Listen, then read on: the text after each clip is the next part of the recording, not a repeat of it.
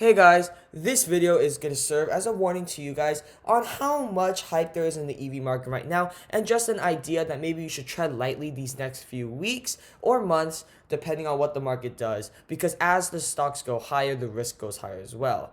So I'm going to talk about the industry as a whole, because within the industry there's some stocks that will of course go up, go down, and stay stable throughout the long term, right? This could be Tesla, maybe this could be some of the stocks that are overhyped right now, but this is a general warning on the whole industry. I'm not going to be talking too deeply about specific stocks. I'm going to go over them lightly, but I'm not going to go too deeply into them.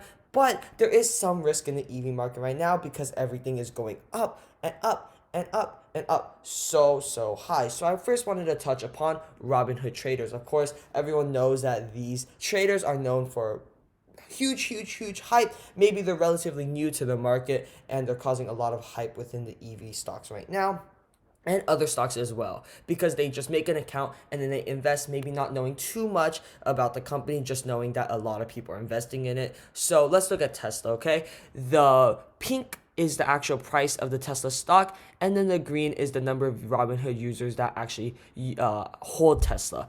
And you could see this really sharp correlation between them. More and more Robinhood traders are buying into Tesla, the higher it goes. Even though I say that they should be selling more, the higher it goes. It's a paradox right here, right? And I also found another graph that I somehow can't find right now, but it shows the number of Robinhood users, the new users that join the app for each day, and the Tesla price for that day. And it's really uncanny, okay? If a lot of new Robinhood users join that day, then Tesla's stock price also jumped that day. So there seems to be really sharp correlation between new Robinhood users and them just buying Tesla immediately the day that they make the account. Really interesting. Let's also look at Aimoto.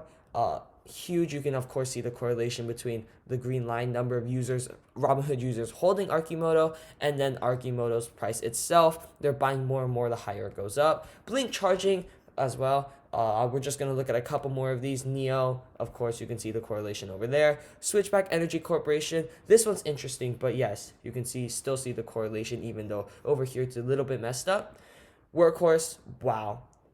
And I just want to point out, I like Workhorse, I like Lordstown Motors, and all those, and some other EV stocks. I don't necessarily think that there's too much hype. Of course, there's hype, but I think that those stocks still have potential to go up. I'm just saying as a whole, there's a huge amount of hype right now.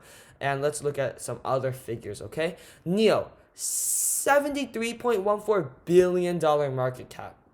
Li Auto, $34 billion. Xpeng, $46 billion. Okay, these stocks have been going up huge lately, and you can even see a little bit of a downturn. Maybe people are selling off a little bit, and if that continues, then maybe the bubble's bursting, but it probably won't continue, to be honest.